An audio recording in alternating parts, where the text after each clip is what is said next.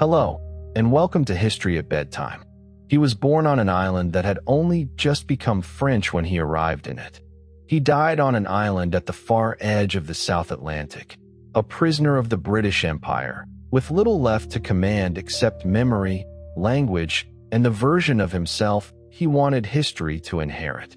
Between those two islands, Corsica and Saint Helena, he fought more than 60 battles, crowned himself Emperor of the French, placed members of his family on thrones and principalities across Europe, left legal codes that would be adopted or adapted far beyond France, and compressed more history into 20 years than most centuries managed to produce.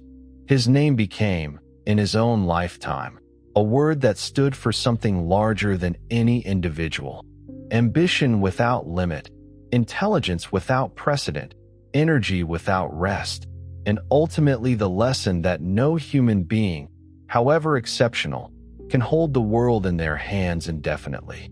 Napoleon Bonaparte, soldier, emperor, legend.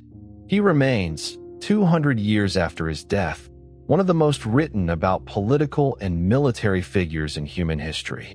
He remains genuinely controversial, a liberator and a tyrant, a modernizer and a conqueror, a man who spread the ideals of the French Revolution across Europe and who also restored slavery in the French colonies and who sacrificed hundreds of thousands of men to his ambitions.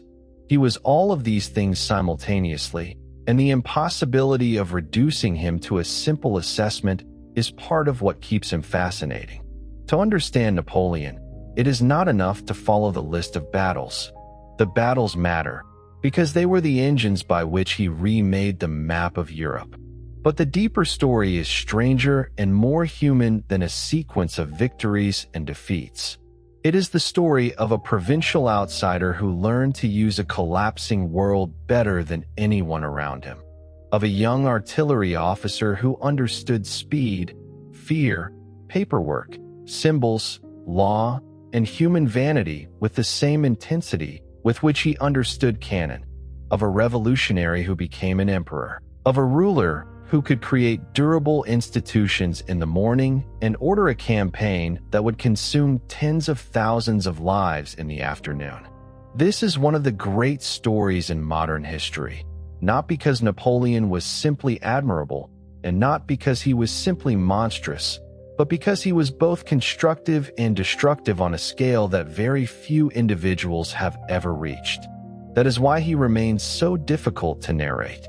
A simple heroic version fails almost immediately because it cannot account for Haiti, for censorship, for political police, for dynastic arrogance, for Spain, for the dead in the snow on the road from Moscow. A simple villainous version fails just as quickly because it cannot account for the civil code, for administrative order after revolutionary chaos, for the genuine career open to talent that his regime institutionalized, for the millions of Europeans who encountered French rule not only as occupation, but as the destruction of feudal privileges, the end of old corporate law, the arrival of new courts and new rights, and new categories of citizenship. Napoleon was not a clean symbol. He was a force.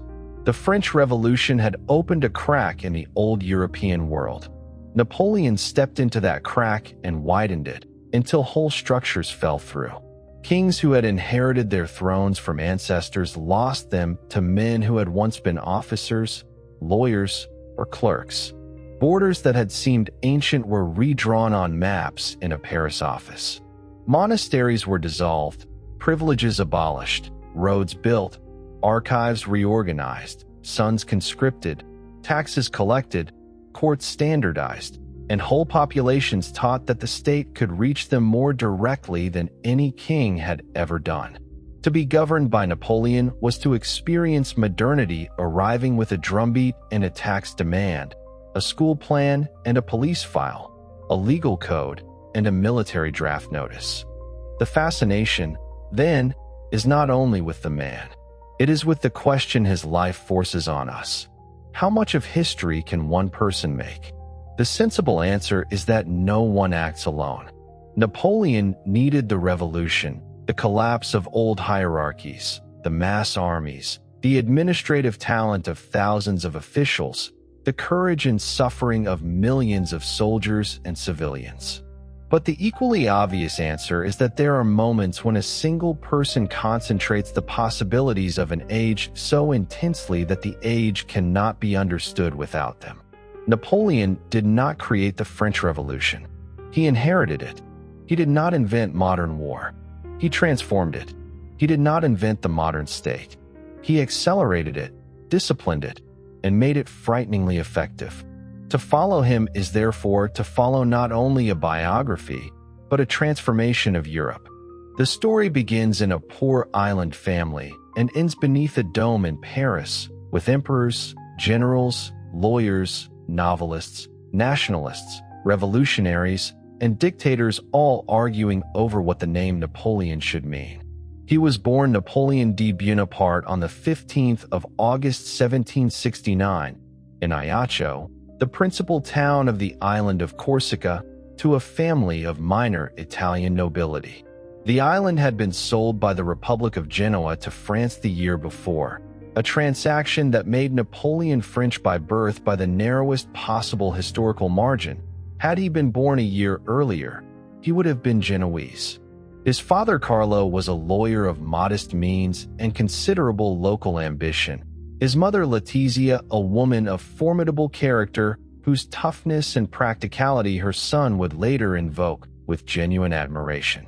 She was known to him as Madame Mère, Madame Mother, and the qualities she embodied, the Corsican qualities of endurance and pride and family loyalty, and the willingness to do what was necessary without flinching from its difficulty, were qualities that Napoleon would carry throughout his life.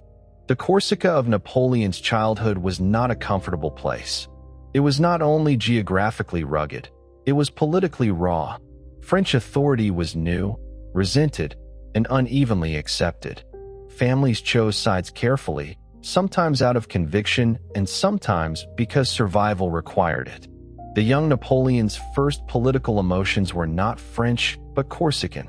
He admired Paoli, dreamed of Corsican liberty, and wrote in tones of youthful intensity about his island's humiliation under foreign rule. The irony is obvious and important. The man who would later make France the center of a continental empire began life feeling that France was the occupier. This outsider quality never entirely left him. In France, he was not quite French enough for his classmates. In Corsica, after his family's break with Paoli, he would be seen by many as too French. He learned early what it meant to belong incompletely, and that incomplete belonging hardened rather than weakened him. Many ambitious men are driven by privilege. Napoleon was driven by a mixture of resentment and ferocious self-belief.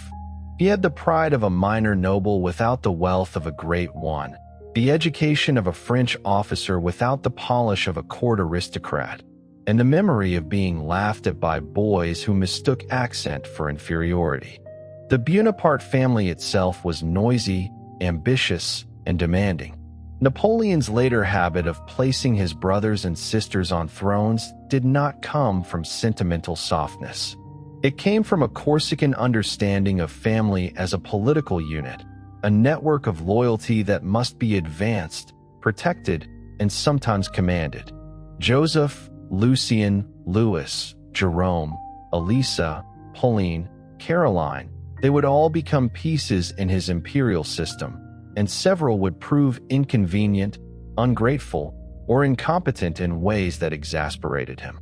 But he never stopped thinking dynastically, and that instinct began not in Parisian imperial ceremony, but in the cramped ambitions of an island family trying to rise.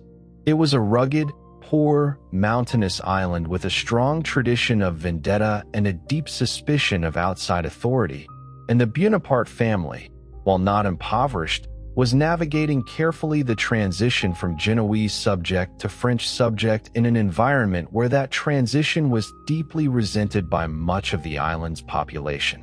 The Corsican patriot Pasquale Paoli, who had led the island's resistance to Genoese and then French control, was a figure of genuine importance in Napoleon's childhood consciousness. Carlo Bonaparte had served Paoli before pragmatically making his peace with French authority after the French consolidation of control. A pragmatism that Napoleon would later understand perfectly, even if it sat uneasily with the romantic nationalism of his youth. The death of Carlo Bonaparte in 1785, when Napoleon was 15, placed the family in difficult financial circumstances and placed on Napoleon, as the eldest surviving son, a sense of familial responsibility that he never relinquished.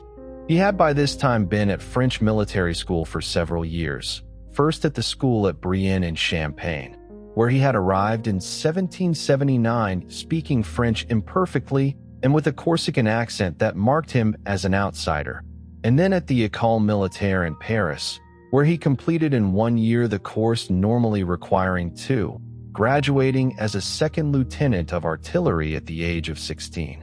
The schoolboy contemporaries who mocked his accent and his Corsican origins could not have anticipated what they were dealing with. The boy who arrived at Brienne in 1779, small, dark, and intensely serious, was already reading voraciously history, geography, military theory, the philosophy of the Enlightenment, and forming the intellectual framework within which he would operate for the rest of his life. The French Revolution that erupted in 1789, when Napoleon was 19, did not find him unprepared. It also found him in the one branch of the army most suited to a mind like his.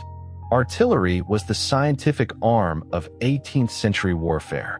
Cavalry could reward glamour, infantry could reward endurance, but artillery demanded mathematics, geometry, logistics, measurement, patience, and the ability to imagine space in terms of range, angle, powder, weight, and timing. Napoleon's later battlefields would often look like sudden improvisations to his enemies, but beneath the apparent speed was an artilleryman's habit of calculation. He saw ground as a system. A hill was not just a hill, it was a platform for guns. A road was not just a road, it was a line of supply and retreat. A river was not just an obstacle, it was a timing problem. The revolution destroyed the old rules of military advancement. Aristocratic officers emigrated in large numbers, leaving gaps in the command structure. War against the European monarchies expanded those gaps into opportunities. The new armies needed men who could organize, move, improvise, and win. Napoleon, who might under the old monarchy have remained a competent provincial officer, suddenly found himself living in a world where talent could outrun birth. He would later claim the revolution as the source of his legitimacy, and in this respect the claim was true. Without the revolution, there is no Napoleon as history knows him. But the revolution also taught him a darker lesson, that legitimacy could be manufactured when events moved quickly enough. Governments fell. Constitutions were written and discarded. Crowds could be invoked, feared, fed, or suppressed. Words like liberty and nation and people could be sincere, and they could also be instruments. Napoleon learned both uses. He was never a mere cynic. He believed in many revolutionary achievements, especially legal equality and careers open to talent. But he also understood that institutions survive only when power protects them, and that men who spoke most loudly about principle often changed their language when cannon were pointed at the door. He had been steeped in Enlightenment thinking, in Rousseau's ideas about the social contract and the natural rights of man, in the republican traditions of Rome and of ancient Sparta that the revolutionary generation found so compelling as models for the new world they were trying to build. The revolution gave him several things simultaneously: the collapse of the aristocratic system that had limited advancement to men of birth rather than of talent, removing the barrier that his relatively modest social origins might otherwise have represented to high military command, the military emergency that required capable officers and gave them unprecedented opportunities for rapid promotion, and the ideological framework, liberty, equality, the sovereignty of the people, that he would. claimed throughout his career to be serving, even as his personal trajectory moved steadily away from anything a strict Republican would recognize as those principles in practice. His first significant military opportunity came in December of 1793 at the Siege of Toulon. The port city on the Mediterranean coast had been handed over to a British naval squadron by royalist rebels, and the French revolutionary government was attempting to retake it. The artillery commander of the besieging French force was wounded, and the 24-year-old Napoleon, who had been serving in a subordinate capacity, took effective command of the artillery operations and developed the strategic plan that captured the city. The key insight was that controlling a particular hill, which he called, with characteristic flair, the Little Gibraltar, would allow the French artillery to make the harbor untenable for the British fleet and force its evacuation, taking the royalist garrison with it. The plan worked. Toulon fell. Napoleon was promoted to brigadier general. He was 24 years old. The promotion did not make his position secure. Revolutionary France was a dangerous place in which to rise quickly, because every patron could become a liability overnight. Napoleon's connection to Augustin Robespierre, the younger brother of Maximilien Robespierre, helped him during the Toulon period and nearly destroyed him after the fall of the Robespierres in July 1794. He was briefly arrested, investigated, and released. This episode mattered. It taught him that political weather could change faster than military weather, and that survival required not only courage but agility. The next decisive moment came in Paris in October 1795, during the royalist uprising of 13th Vendémiaire. The revolutionary government, threatened by insurgents in the streets, needed a soldier willing to use force in the capital. Napoleon organized the defense of the convention and deployed artillery loaded with grapeshot against the attacking crowd. The uprising collapsed. The phrase often associated with the event, a whiff of grapeshot, may come from later literary memory, but the reality was clear enough. Napoleon had saved the government by firing on French citizens. It was a brutal credential and a useful one. The men in power learned that he could be relied on when hesitation would be fatal. Around the same time, he entered the social world that would bring him Josephine de Beauharnais. Josephine was older than Napoleon, elegant, socially connected, and already experienced in the dangerous politics of revolutionary survival. Her first husband had died under the Terror. She moved in circles where generals, directors, financiers, and survivors of the old elite crossed paths. Napoleon fell in love with her with an intensity that appears almost adolescent in the letters he wrote during the Italian campaign, possessive, wounded, lyrical, and patient. Josephine gave him access, polish, and a kind of social legitimacy he did not yet possess.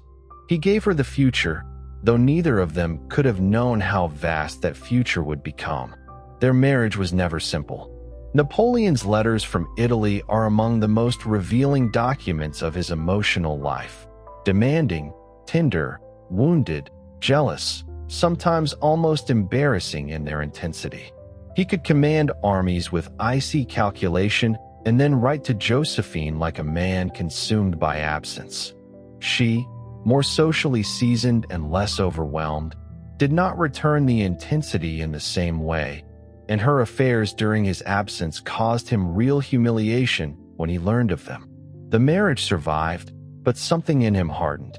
The young general who wrote as if love were another battlefield learned that even victory could not command another person's heart. This matters because Napoleon is too often imagined as pure will, pure intellect, pure ambition.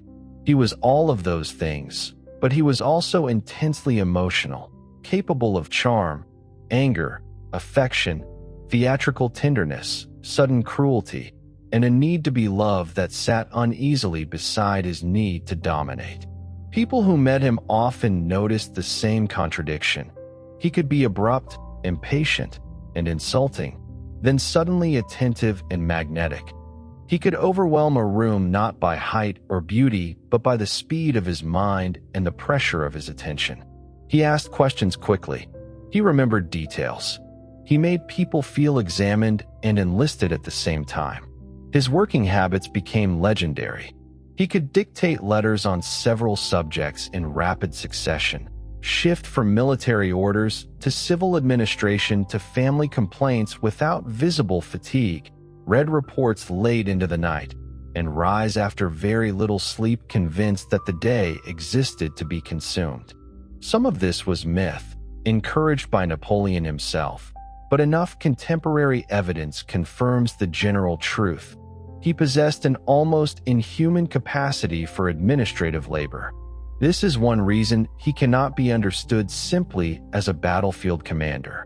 Many generals win battles. Napoleon also read budgets, reorganized ministries, supervised road projects, corrected school plans, reviewed legal drafts, managed diplomacy, and interfered in the marriages of his siblings.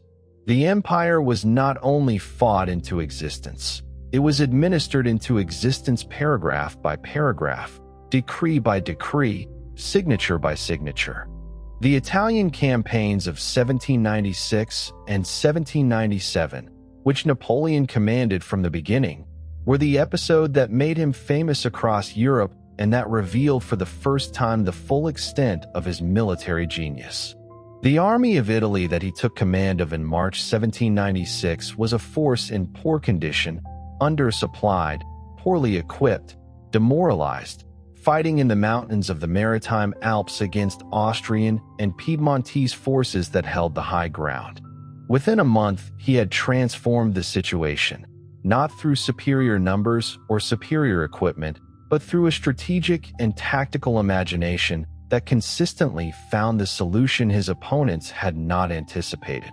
The principle he applied repeatedly in Italy, and that would remain central to his military method throughout his career, was the division of the enemy's forces and the concentration of his own strength against each division in turn before they could reunite. By moving faster than his opponents expected possible, by using the terrain to screen his own movements while gaining intelligence about theirs, by striking at the junction points between enemy forces rather than at their centers of strength, he consistently achieved local superiority even when the overall numbers were against him. Within weeks of taking command, he had separated the Piedmontese army from its Austrian allies, forced Piedmont out of the war entirely, and was driving into northern Italy with a momentum that the Austrians struggled to check through a series of engagements that reads, in retrospect, like a military textbook. The speed of the Italian campaign was extraordinary. Between March 1796 and October 1797, 18 months, Napoleon fought more than a dozen major engagements, crossed the Alps, occupied Milan, Mantua, and most of northern Italy, threatened Vienna itself, and forced Austria to the Treaty of Campo Formio, which recognized French supremacy in Italy and ceded the Austrian Netherlands to France.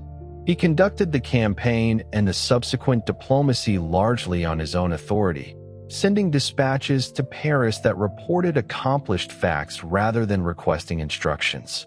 The Directory, the five-man executive that governed France at this period, found this independence alarming but had no real capacity to rein it in. Napoleon was winning, and winning was the only thing that mattered. He came back to Paris in December 1797 as the most famous man in France, received with celebrations that had something of the quality of a triumph in the ancient Roman sense. The Italian campaign did more than win battles. It created the Napoleon who could be consumed by the French public as an image. He understood newspapers, bulletins, proclamations, medals, paintings, and the emotional management of victory with a sophistication that feels startlingly modern. His proclamations to the army of Italy were not merely orders, they were psychological instruments. He told hungry soldiers that rich provinces lay before them. He told them that they had won glory. He told France that they had carried liberty across the Alps. He transformed hardship into destiny and theft into revolutionary redistribution. Italy also revealed the moral ambiguity that would follow him everywhere. French armies proclaimed liberation, and in some places they did liberate, abolishing feudal dues, dismantling old oligarchies, creating sister republics with constitutions modeled on revolutionary France. But they also requisitioned money, food, horses, artworks, and political obedience. Masterpieces were sent from Italian churches and palaces to Paris, where they became visible evidence that France was now the capital of European civilization. To French eyes, this could be presented as the transfer of art from superstition and aristocratic decay to the universal museum of a liberated people. To Italian eyes, it often looked like plunder. The soldiers loved him because he won and because he seemed to understand them. He remembered units, praised courage, shared danger, and cultivated the impression that he and the army were bound together by a special compact. The army was not merely his instrument, it became his constituency. Long before France accepted him as ruler, his soldiers accepted him as something close to fate. This relationship would carry him through coups, coronations, disasters, abdications, and returns. It would also make it easier for him to ask more of them than any ruler has the right to ask. The Treaty of Campo Formio displayed another side of him, the diplomat who could treat European states as negotiable materials. Venice, an ancient republic that had survived for more than 1,000 years, was effectively traded away to Austria. Revolutionary principle gave way to strategic calculation. Napoleon was not yet ruler of France, but he was already behaving like a man to whom the map belonged. The Directory may have sent him to Italy as a general. He returned as a political fact. He was 28 years old. He had, in 18 months of campaigning, changed the map of Europe. He was already thinking about what came next. The Egyptian expedition of 1798 was conceived in the grand Romantic tradition, with more than a trace of Alexander the Great's influence on Napoleon's imagination. The Directory, partly to give him something to do that would keep him far from Paris, and partly because there was genuine strategic logic in threatening British access to the Eastern Mediterranean, approved an expedition to Egypt that would establish French control over the ancient land, disrupt British communications with India, and open the way, Napoleon imagined, toward a further campaign into the East, perhaps to India itself, where he could strike at the heart of British imperial power. The expedition was extraordinary in several respects. Napoleon brought with him not only an army of approximately 35,000 men, but a commission of sciences and arts, 167 scholars, scientists, artists, and engineers whose purpose was to study and document ancient and contemporary Egypt with systematic thoroughness.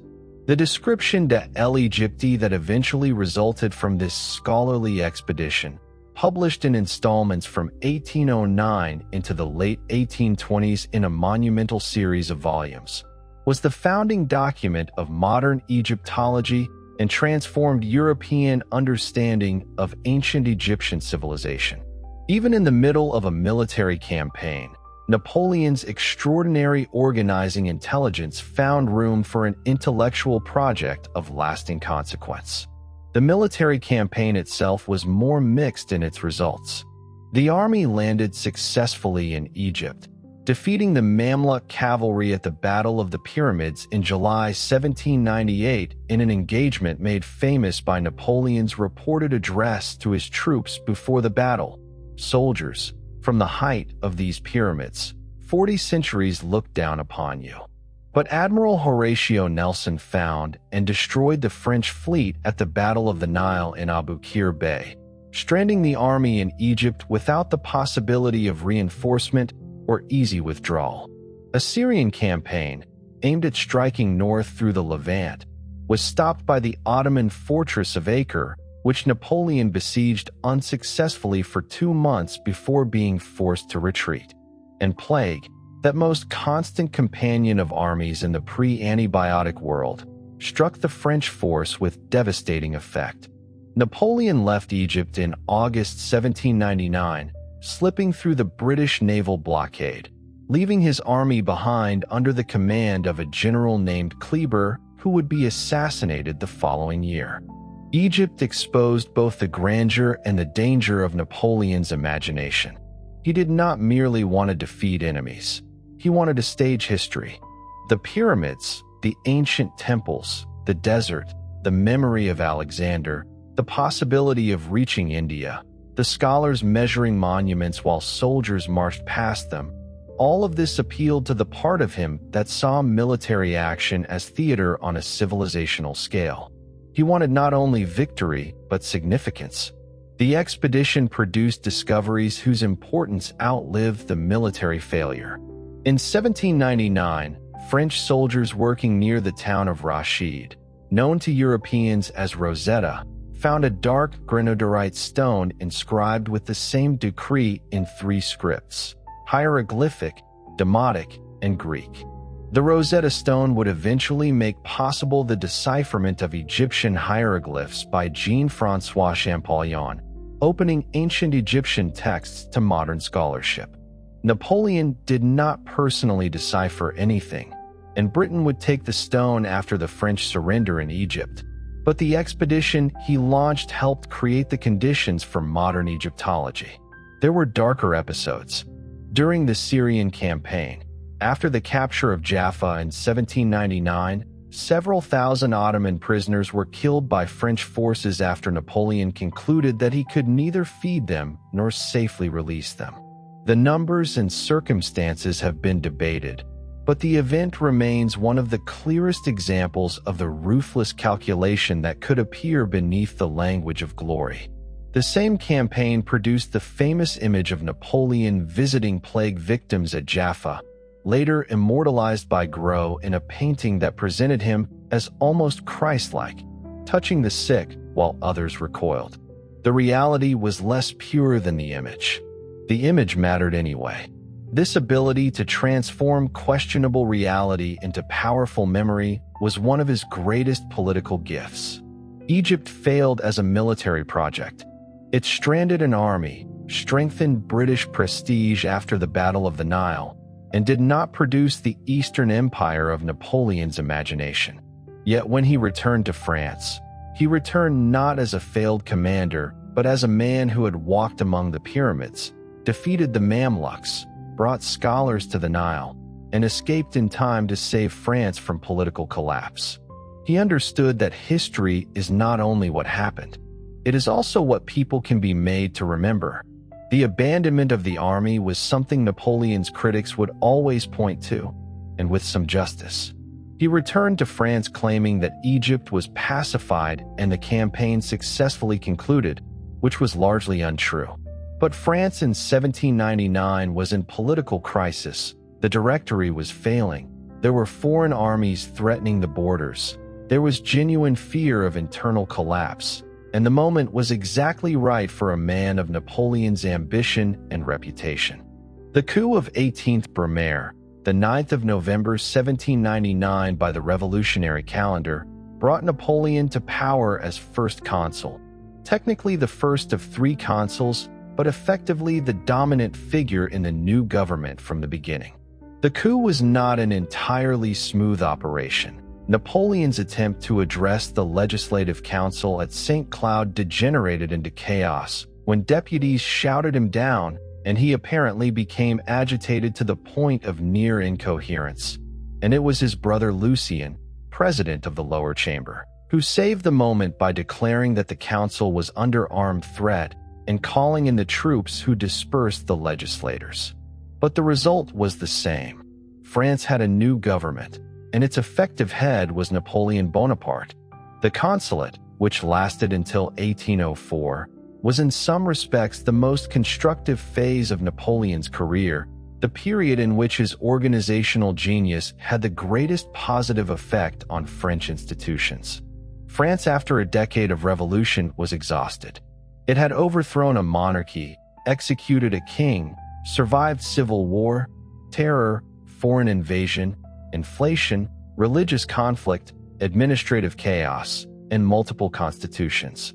What many people wanted by 1799 was not another abstract declaration of liberty, but order, predictable courts, stable money, roads, schools, taxes that could actually be collected, churches that could function without reopening the old regime, and a government that did not appear likely to collapse every season. Napoleon understood this hunger for order with absolute clarity. The new regime was authoritarian from the beginning. The press was restricted. Political opposition was watched. Elections existed in forms that were carefully controlled. Plebiscites produced overwhelming approval that cannot be read as simple democratic consent. The police, under Joseph Fouché and others, became a serious instrument of surveillance. Yet the regime was not a mere military dictatorship. It was a machine of administration and reform, staffed by men of real ability, many of them products of the revolution, who believed they were building a rational state. The prefectural system was one of the central elements of this new order. Prefects, appointed by Paris, administered departments with a directness that local elites under the old monarchy had often resisted. They collected information, implemented policy, supervised local authorities, and made the state visible in every region. In this respect, Napoleon's France became one of the most centralized states in Europe. The same man who spoke about the nation also distrusted the nation acting without supervision. Liberty, in the Napoleonic system, existed inside order, and order was defined from the center. Education was reorganized with similar purpose. The lycées were designed not merely to teach, but to form servants of the state. Officers, engineers, administrators, judges, teachers, Latin and mathematics, discipline and competition, uniforms and examinations, all of it reflected a belief that society should identify talent early and train it for public usefulness. This was revolutionary in one sense, because birth mattered less than ability. It was also authoritarian, because ability was to be measured and directed by the state. The Concordat with the Catholic Church reveals the same practical intelligence. Napoleon was not personally devout in any conventional sense, but he understood that France could not be stabilized while millions of Catholics felt that the state was at war with their faith. The Concordat restored public worship and reconciled many believers to the regime while keeping the church subordinate to the state. Bishops were nominated by the government. Clergy were paid by the state. Religion was permitted, honored, and managed. But the moral darkness of the consulate must be faced directly. In 1802, Napoleon re-established slavery in parts of the French colonial empire and attempted to restore French control over Saint-Domingue, where formerly enslaved people had created the conditions for what would become Haiti. The expedition sent under his brother-in-law Leclerc descended into racial war, disease, atrocity, and failure. Toussaint Louverture, the great leader of the Haitian Revolution, was captured and deported to France, where he died in prison in 1803. Haiti declared independence in 1804. This was not a footnote. It was one of the great contradictions of Napoleon's career. The ruler who claimed to preserve the gains of the revolution also reversed one of its most profound emancipatory achievements when colonial profit and imperial control seemed to require it. The Haitian story is essential because it prevents the Napoleonic legend from becoming too comfortable. Saint-Domingue had been the wealthiest sugar colony in the world, built on the labor and suffering of enslaved Africans under conditions of extraordinary brutality. The slave uprising that began in 1791 became one of the most important revolutions of the modern age, forcing revolutionary France first to confront and then to abolish slavery in its colonies. Toussaint Louverture emerged from this struggle as a figure of rare political and military ability, governing Saint-Domingue with a mixture of revolutionary legitimacy, military discipline, and practical realism. Napoleon saw the colony through the eyes of power. He wanted French authority restored. He wanted colonial wealth. He wanted the Atlantic system put back into useful order. The expedition that went to Saint-Domingue was therefore not merely a colonial police operation. It was an attempt to reverse a revolution made by enslaved people. Yellow fever destroyed much of the French army, but disease was not the only force that defeated it. The formerly enslaved population fought with the knowledge that surrender could mean the return of slavery. That knowledge gave the struggle a moral clarity that Napoleon's language of order could not erase. When Haiti declared independence in 1804, it became the first Black republic and the first state born from a successful slave revolution. Napoleon rarely placed this failure at the center of his own memory, and many 19th century admirers preferred not to place it at the center either. But any honest account of Napoleon must place it there. It is the place where the contradiction becomes stark. The man of legal equality in Europe was also the man whose colonial policy tried to restore a slave system. The two Napoleons are not separate. They are the same man operating in different political worlds, applying order where he wanted order, liberty where liberty served his structure, and coercion where coercion seemed useful. The Civil Code contains a similar tension, though in a different register. It secured equality before the law for male citizens, protected property, rationalized civil procedure, and abolished the legal chaos of regional privilege. But it also strengthened the legal authority of husbands and fathers and restricted the rights of women in marriage and family life. Napoleon's order was modern, but it was not modern in the way later liberal Democrats would wish. It created citizens, it also disciplined them. It destroyed old hierarchies, it preserved others. It made law clear. It did not make society equal in every sense. The Civil Code, promulgated in 1804 and still known as the Napoleonic Code, systematized French law into a coherent, written, accessible framework based on the principle of equality of male citizens before the law, the security of private property, civil marriage, and freedom of religion and conscience, while also preserving patriarchal authority inside the family in ways that modern readers cannot ignore. It replaced the chaotic accumulation of royal edicts, customary law, and revolutionary legislation with a single, coherent legal system, and in modified forms it became the model for the civil law systems of dozens of countries across Europe, Latin America, and beyond. Its influence on the legal structures of the modern world being one of Napoleon's most genuinely durable contributions. He reorganized French education, creating the lycées, the secondary schools, and the system of grandes écoles that trained the technical and administrative elite of France, institutions that persist in recognizable form today. He reorganized French taxation, creating a more efficient and more equitable system of revenue collection. He stabilized the currency through the creation of the Banque de France.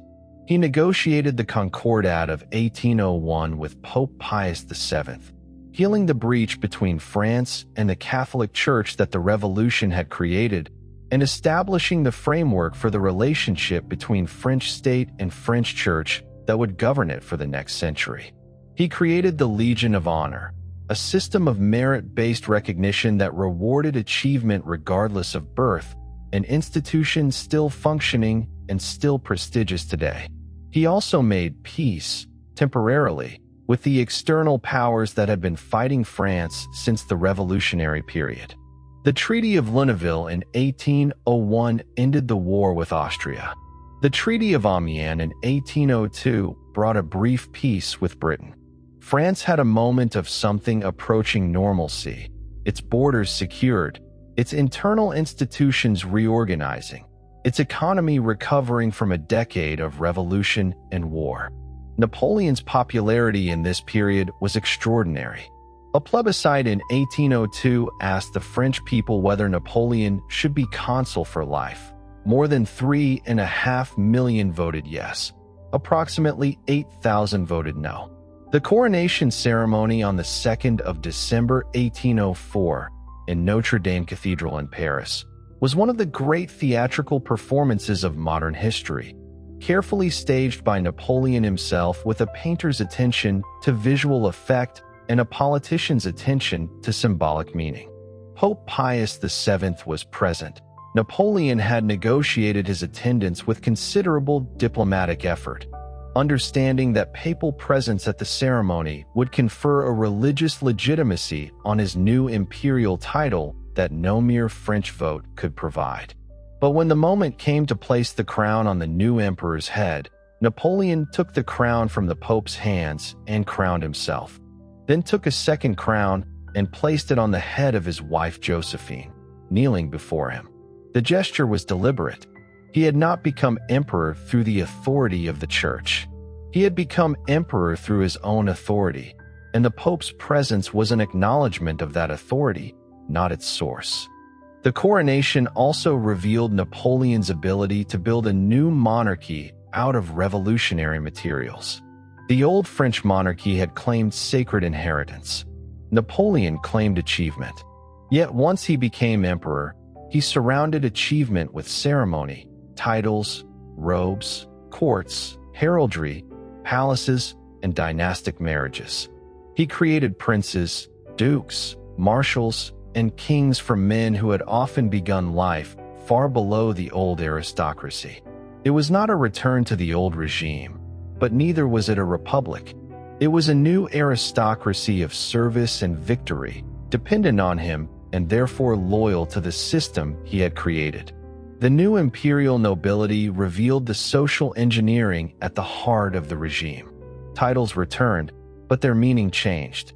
A man could become duke or count because he had commanded a corps, governed a province, supplied an army, administered a ministry, or served the state with conspicuous usefulness.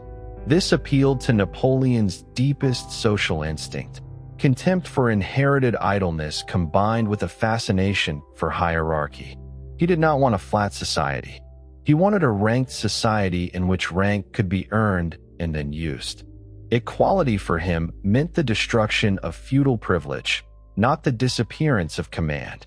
Court life under Napoleon was therefore both old and new. There were ceremonies, uniforms, household offices, ladies-in-waiting, audiences, diplomatic receptions, and all the choreographed distance that makes power visible. But the people inside the ceremonies were often newly made. The revolutionary general became a prince. The lawyer became a minister. The wife of a soldier became a duchess. Old aristocrats who returned to serve the empire found themselves standing beside men whom their families would once have dismissed as provincial nobodies. Napoleon enjoyed this reversal. He also needed it. An empire must look like an empire, and he understood that legitimacy is partly visual. A throne must have rooms around it. Josephine fit this world better than almost anyone. She had grace where Napoleon had force, social ease where he had pressure, and an instinct for pleasing that made the new imperial court feel less like a barracks. Her divorce in 1809 was therefore both personal and political. Napoleon needed an heir, but he also removed from the center of his life the woman who had connected his rise to the human vulnerability of his early ambition. Marie-Louise brought Habsburg legitimacy and a son. Josephine had brought memory, charm, and the emotional texture of the man before he became marble. His marshals embodied this transformation. Murat, flamboyant and fearless, would become king of Naples. Bernadotte, once a revolutionary general and rival, would eventually become crown prince of Sweden and founder of the royal dynasty still reigning there. Ney, called the bravest of the brave, would become a legend of battlefield courage and later be executed after the Bourbon Restoration. Davout, disciplined and severe, perhaps the most capable of all the marshals, represented the professional excellence of the Napoleonic army at its best. These men were not decorative. They commanded armies, governed territories, and carried Napoleon's system across Europe. His family, by contrast, often disappointed him. Joseph in Spain lacked the political and military authority required to stabilize a kingdom that did not want him. Louis in Holland tried to act as a Dutch king rather than a French agent and was punished for it. Jerome in Westphalia enjoyed kingship more than discipline. Caroline and Murat pursued their own ambitions in Naples. Napoleon wanted a family empire, but family loyalty proved less reliable than administrative talent. The Corsican instinct that family could be converted into political structure repeatedly collided with the reality that siblings are not always instruments. The painter Jacques-Louis David, who spent years on the enormous canvas depicting the coronation, produced one of the great documentary paintings of the modern age. Thousands of individual figures arranged in the vast space of the cathedral, every detail of costume and expression carefully recorded, Napoleon at its center, the crown already on his head, the Pope in a position that is unmistakably secondary. Napoleon reportedly looked at the finished painting and said, "Vive David." The painter had understood exactly what was required. The military campaigns of the Empire period between 1805 and 1812 represent the pinnacle of Napoleon's achievement as a general and the sustained demonstration of a military intellect that most historians of warfare consider without equal in the modern era. The system he had developed in Italy, the corps system, in which the army moved in separate divisions capable of independent operation but capable of rapid concentration when battle required, the relentless search for the decisive point in the enemy's position, the willingness to accept risk in the pursuit of annihilation rather than mere tactical advantage, was now applied with greater resources, greater experience, and against a succession of opponents who could not match his combination of strategic vision, operational flexibility, and tactical improvisation. Austerlitz, fought on the 2nd of December 1805, exactly 1 year after the coronation, is universally regarded as the masterpiece of Napoleonic warfare, the battle that most completely demonstrates his method at its most perfect. The battle was not only a tactical masterpiece, it was also a psychological performance. Napoleon allowed the Allies to believe he was weaker than he was. He negotiated in ways that suggested uncertainty. He abandoned the Pratzen Heights deliberately, baiting the Allied command into taking the ground and then moving off it as they pursued the apparent weakness of his right. The famous sun of Austerlitz rising through the mist became part of Napoleonic memory almost immediately, a symbol of clarity emerging at the exact moment when his enemies were about to misunderstand him fatally. What made Napoleon so dangerous on a battlefield was the combination of preparation and opportunism. He did not merely produce fixed plans and then execute them mechanically. He studied the terrain, the enemy, the roads, the timing, the morale, the likely assumptions in the opposing command, and then created conditions in which a single decisive moment could be exploited. His enemies often felt that he had guessed what they would do before they had quite decided to do it themselves. In reality, he had narrowed their choices until their most likely action served his design. The soldiers experienced this genius differently. For them, Austerlitz was not a map with arrows but mud, smoke, hunger, noise, fear, and the sight of men disappearing under cannon fire or into frozen ponds as the battle collapsed around them. Napoleonic warfare is often described through brilliance, and the brilliance was real. But every brilliant maneuver ended in bodies. The grandeur of the strategy and the horror of the experience are inseparable. Napoleon's genius did not make war clean. It made war faster, larger, and more decisive, which is another way of saying that it could make destruction more efficient. The opposing armies were those of Austria and Russia, commanded by Emperor Francis II and Tsar Alexander I respectively, both present on the battlefield in person. Napoleon had been studying the ground for weeks before the battle and had identified exactly how he wished the engagement to develop. He deliberately weakened his right flank, making it appear vulnerable, confident that the Allied commanders would see this apparent weakness and concentrate their forces on their left to envelop it, thereby weakening their own center. They did exactly what he anticipated. The Allied army swung its weight to its left, its center thinning as forces moved to exploit the apparent opportunity. At the critical moment, Napoleon launched his strongest corps, Marshal Soult's, directly at the now weakened Allied center, striking at the Pratzen Heights, the elevated ground that dominated the battlefield, and splitting the enemy force in two. The Allied army, trying to concentrate on the right flank to meet one threat, suddenly found itself cut in half by another. The result was annihilation. The combined Austro-Russian force lost approximately 36,000 men killed, wounded, and captured. The French lost approximately 9,000. It was, as Napoleon told his troops afterward, the finest battle I have ever fought. Austerlitz broke the Third Coalition against France and forced Austria to the Treaty of Pressburg, which stripped it of significant territory and humiliated it in ways that would fuel resentment for a decade.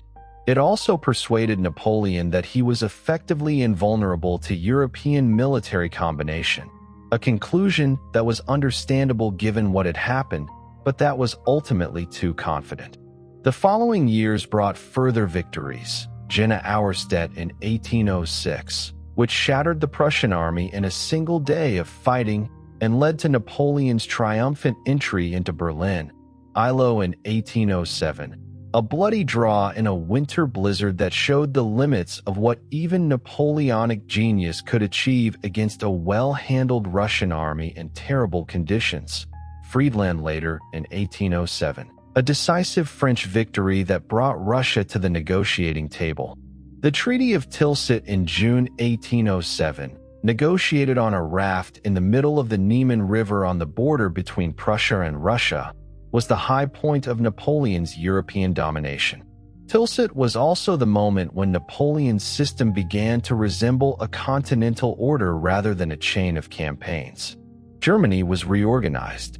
The Holy Roman Empire, which had existed in some form for 1,000 years, had already been dissolved in 1806 under the pressure of Napoleon's victories and the creation of the Confederation of the Rhine. Prussia, humiliated by the defeat of 1806, began the reforms that would eventually make it a more modern and dangerous state. Military reform, administrative reform, educational reform, and a new language of national regeneration that arose partly in response to French domination. In trying to master Europe, Napoleon unintentionally taught several European peoples how to organize against him. This is one of the great ironies of his empire. He spread institutions that weakened old aristocratic structures, but he also provoked nationalism. Germans who might once have thought primarily in terms of city, prince, or confession began to imagine a broader German resistance. Spaniards who had welcomed reform turned against foreign imposition. Russians came to see the struggle against Napoleon as patriotic and almost sacred. The more universal Napoleon claimed to be, the more particular identities hardened against him. Empire creates roads. It also creates resentment that travels along them. The two emperors, Napoleon and Alexander I, met without intermediaries in this theatrical middle of the river setting and divided Europe between them. Prussia was drastically reduced and humiliated, its western territories reorganized into the Kingdom of Westphalia, given to Napoleon's brother Jerome. The Duchy of Warsaw was created from Polish territory, giving the Poles a form of national existence under French protection that they had not enjoyed since the partitions of the previous century. The Continental System, Napoleon's economic weapon against Britain, a blockade designed to close all European ports to British trade and strangle the British economy, was extended to Russia. Alexander agreed to it. The two men parted apparently on good terms, their meeting one of the more dramatic personal encounters in modern diplomatic history. The Continental System was the central strategy through which Napoleon tried to defeat Britain, the one major power that had consistently funded and organized coalition after coalition against him, that controlled the seas after Trafalgar in 1805, when Nelson's fleet had destroyed the Franco-Spanish naval force, and that could not be reached by the army that had proved invincible on land. The system required the parts of Europe under Napoleon's direct or indirect influence to close their ports to British goods, forcing Britain into the kind of economic isolation that Napoleon calculated would produce bankruptcy, political collapse, and eventually a negotiated peace. It was a strategy of genuine strategic logic. It was also a strategy that depended on the complete compliance of every coastal nation in Europe, which was never achieved, and that imposed significant economic costs on the European populations and merchants who were required to forego British trade, generating resentment that translated into political instability. Britain was the problem Napoleon could not solve because Britain was not primarily a battlefield problem. After Trafalgar in 1805, the French and Spanish fleets could no longer realistically challenge British naval supremacy in the near term. The channel became wider than its geography. Napoleon could stand on the coast and imagine invasion, could assemble camps and barges and plans, but the Royal Navy made the crossing impossible unless the sea itself could be controlled. It could not. So he tried to turn the continent into a weapon. If British goods could not enter European ports, British manufacturers would suffer, British merchants would pressure Parliament, British finance would weaken, and the island power would be forced to compromise. The logic was understandable. Britain depended on trade, but Europe depended on trade too. Smuggling became not an exception, but a system. Merchants, local officials, neutral ships, false papers, hidden cargoes, and corrupt arrangements undermined the blockade everywhere. The more Napoleon tightened enforcement, the more he had to interfere in the sovereignty and economic life of allied or satellite states, which created more resentment and required more coercion. The Continental System also pushed Napoleon toward decisions that widened the war. Portugal's refusal to comply fully led to French intervention through Spain. Spain then exploded.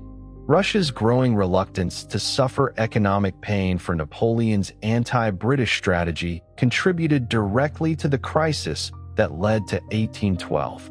In this way, Britain defeated Napoleon not by beating him on the Central European battlefield, where British armies were only one part of the coalition, but by forcing him into a strategic dilemma with no clean answer. He could not invade Britain. He could not ignore Britain.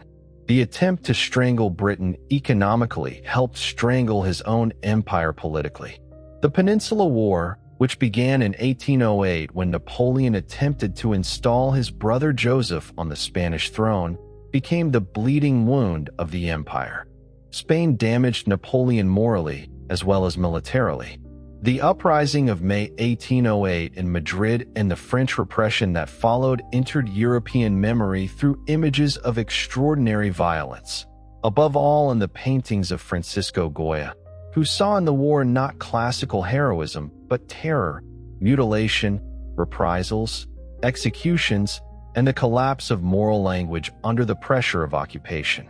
The 3rd of May 1808, with its white shirt victim raising his arms before the firing squad, is one of the great anti-war images of Western art, and it belongs to the world Napoleon created even if he did not personally stand before that firing squad. The French army in Spain found itself in a war where victory in battle did not produce control. A town could be occupied and then become hostile again the moment the main force moved on. A supply convoy could be destroyed by men who would never stand in line of battle. Priests, peasants, smugglers, nobles, deserters, British agents, regular Spanish troops, and local bands all interacted in a conflict whose complexity frustrated the habits of Napoleonic command. The emperor could defeat armies. He could not easily defeat a population that refused to accept the political premise of his victory. For the soldiers, the peninsula became a place of exhaustion and brutality. The boundaries between military and civilian, punishment and revenge, requisition and theft, counterinsurgency and terror became increasingly blurred. Napoleon often blamed his subordinates for the failures in Spain, and some deserved blame, but the deeper error was his own. He had misunderstood the kind of war he had begun. Spain revealed that the empire could not be maintained by administrative genius and battlefield victory alone. Legitimacy mattered. A people who did not want his gifts could turn those gifts into chains. Wellington's role in the peninsula added another difficulty. Arthur Wellesley was not a romantic commander in the Napoleonic style. He was cautious, disciplined, logistical, and difficult to lure into the kinds of mistakes Napoleon's other enemies had made. He understood supply. He understood defensive ground. He understood that an army in Spain had to survive as much as it had to win. Under his command, the Anglo-Portuguese army became a persistent, professional force that could not easily be destroyed, protected by Portuguese lines of defense and by British command of the sea. Napoleon never devoted his full personal attention to Spain for long enough to settle it, partly because Central Europe kept demanding him, and partly because the war itself did not offer the kind of decisive solution he preferred. There was no single capital whose capture would end the conflict, no single enemy monarch whose defeat would settle legitimacy, no single battlefield on which the moral will of Spain could be broken. The war became a drain of money, men, horses, officers, prestige, and certainty. A great empire can survive defeats. It has more difficulty surviving a conflict that makes victory feel meaningless. The Spanish War changes the emotional rhythm of the Napoleonic story. Up to this point, speed dominates. Corsica, Toulon, Italy, Egypt, Brumaire, Code, Empire, Austerlitz, Tilsit. Spain slows the story into pain. It is not the shining sun of Austerlitz. It is villages, ambushes, reprisals, executions, and the exhaustion of an occupying army that cannot go home because leaving would admit failure and cannot win because winning does not produce peace. The conflict stretched French military resources across a second theater of operations for 6 years and gave the Spanish word guerrilla, meaning little war, to the modern military lexicon. The Spanish people, many of whom had initially welcomed the French as bringers of the ideals of the revolution, reacted to the installation of a foreign king with a fury that could not be suppressed by conventional military means. The guerrilla resistance, small, mobile bands operating across the difficult terrain of the Iberian Peninsula, striking French supply lines and isolated units, and disappearing back into the landscape, was exactly the kind of warfare that Napoleonic military method was least suited to address. Tying down hundreds of thousands of French troops in Spain simultaneously limited the forces available for the Central European theater and provided the British Army under Wellington with a theater in which it could operate effectively. Wagram in 1809, which defeated Austria's renewed attempt at resistance after the liberation of Spain it had briefly hoped for, was the last of Napoleon's great victories, and it showed some signs of wear in the Napoleonic method. It was a hard-fought, 2-day battle that cost the French significant casualties rather than the clean annihilation of previous victories. But it worked, and the subsequent Treaty of Schönbrunn imposed more harsh terms on Austria and confirmed French domination of the continent. The divorce from Josephine, whom Napoleon had loved with a passion that was one of the more humanizing elements of his character, and his marriage to the Austrian Archduchess Marie-Louise in 1810, were driven by the dynastic imperative. He needed an heir, and Josephine had not produced one. The marriage to a Habsburg princess, daughter of the Austrian emperor he had defeated 3 times, was both a personal accommodation with the old dynastic order that he had nominally superseded and a statement of his own legitimacy. He was now the son-in-law of one of Europe's oldest royal houses. Marie-Louise bore him a son in 1811. The King of Rome, as Napoleon immediately named him, the heir whose existence was supposed to secure the dynasty. The Russian campaign of 1812 was the catastrophe from which nothing could fully recover. It is tempting to explain the Russian disaster simply by saying that winter defeated Napoleon. Winter mattered terribly, but the campaign was in trouble long before the worst cold arrived. The army was too large to feed itself in the regions through which it marched. The supply system, impressive on paper, could not sustain the distances involved, the poor roads, the loss of horses, the heat and dust of the summer advance, the disease that spread through crowded columns, and the Russian refusal to provide the decisive political result Napoleon wanted. Men fell out before the snow. Horses died before the frost. Wagons broke down hundreds of kilometers before Moscow. The Grande Army that entered Russia was not simply French. It was a forced portrait of Napoleonic Europe.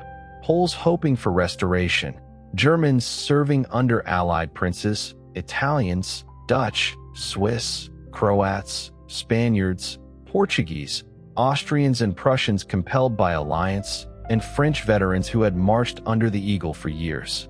This multinational character made the army enormous, but it also made its cohesion more fragile under stress. Men who had followed Napoleon for glory in Italy or Germany were one thing. Men dragged across Russia in a war whose purpose became less clear with every burned village were another. Borodino did not give Napoleon what Austerlitz had given him. It was a terrible frontal battle, fought with immense courage on both sides, and it left the French technically in possession of the field. But the Russian army was not destroyed. Kutuzov withdrew. Moscow lay ahead like a prize, and Napoleon entered it with the old logic of European war still operating in his mind. Take the enemy's great city, and the enemy must negotiate. But Moscow was not the Russian state in the way Paris was France. The city burned. Alexander did not negotiate. The symbolic victory became a trap. The retreat stripped away imperial language.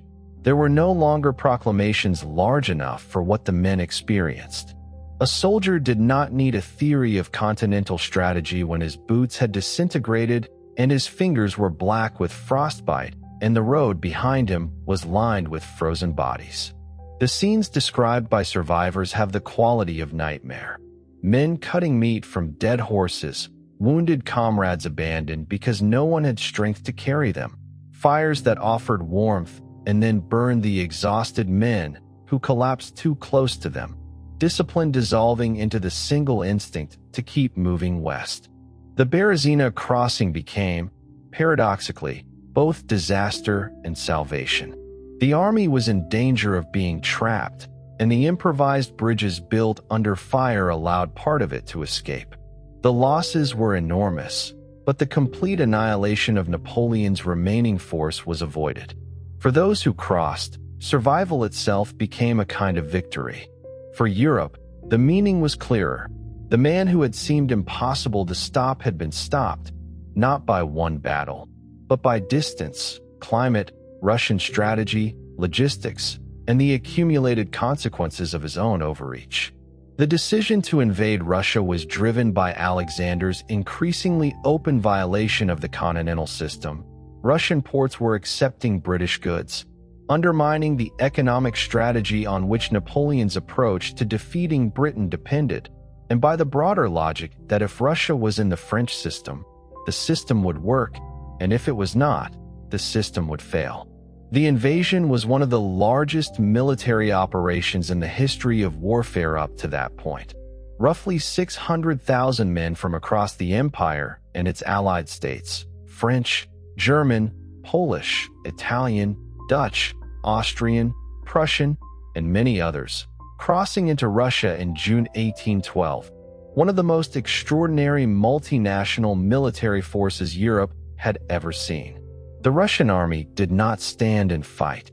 It retreated, trading space for time, drawing the French further into the Russian interior, stretching the supply lines that grew thinner with every kilometer, burning stores and cities as they withdrew to deny the French the resources they needed.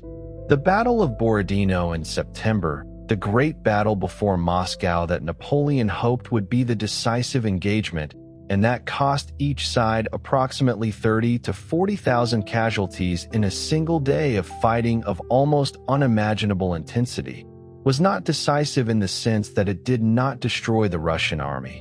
It retreated again, wounded but intact. Napoleon entered Moscow expecting to negotiate from a position of strength and found an abandoned city beginning to burn.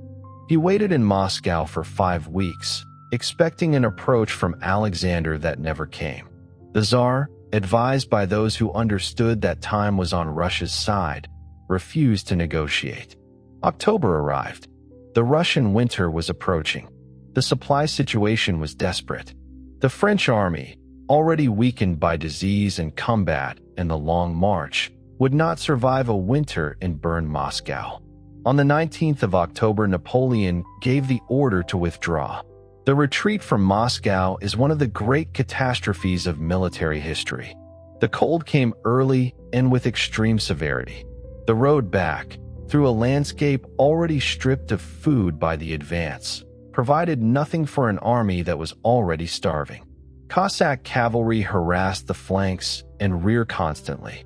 Men died by the thousands every day from cold, from hunger, from exhaustion, from enemy action.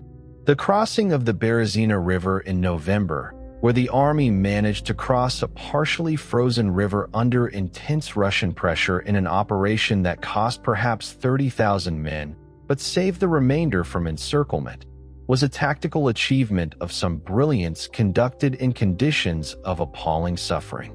By the time the remnants of the Grand Army crossed back into German territory in December, only a fraction of the force that had entered Russia remained under arms. Hundreds of thousands were dead, captured, missing, or scattered. It was one of the greatest military disasters in modern European history. Napoleon returned to Paris in December 1812, having raced ahead of his army in a carriage to prevent the news of the disaster from arriving without him and triggering a political crisis. He was there to manage the narrative and to begin the almost incomprehensible process of rebuilding military strength for the inevitable renewal of the war. The speed with which he reconstructed a French army for the 1813 campaign, raising and equipping new forces from a country that had already given an enormous amount, remains one of the more remarkable administrative achievements of his career, even if the army that resulted was a pale shadow of the Grand Army that had entered Russia. The new army had numbers, but it lacked what had made the older army terrifying. Many of the veterans were dead, prisoners, or broken. The cavalry, in particular, never recovered fully from the loss of horses in Russia. Without cavalry, Napoleon's ability to scout, screen movements, pursue defeated enemies, and turn battlefield victory into destruction was diminished. The young conscripts of 1813 could fight bravely, and many did, but they did not have the hardened confidence of the men who had marched from Ulm to Austerlitz or from Jena to Friedland. An army is not simply bodies with muskets. It is memory, habit, trust, rhythm, and the quiet confidence that the men around you know what to do when the smoke closes in. The Allied armies, meanwhile, had learned. They avoided offering Napoleon the single decisive battle under conditions he preferred. They developed plans to retreat when he was present and attack his marshals when he was absent. They coordinated imperfectly, but increasingly effectively. Their commanders had absorbed years of defeat and transformed humiliation into method. This is another reason the later campaigns feel different. Napoleon is still Napoleon, but Europe is no longer the Europe of 1805. His enemies have become his students. The campaign of 1813, fought across Germany against a coalition of Prussia, Russia, Austria, and Sweden, showed Napoleon at his most resourceful in impossible circumstances, still capable of individual battle victories, still capable of maneuver that temporarily confused and separated his opponents, but ultimately overwhelmed by numbers and by the progressive collapse of his coalition allies, who began making separate peace agreements as it became clear that the French cause was failing. The Battle of Leipzig in October 1813, the Battle of Nations, so called because troops from most of Europe fought on both sides, was a 4-day engagement in which approximately 500,000 men were engaged, the largest single battle in European history up to that point. Napoleon was defeated, and the retreat from Leipzig into France began.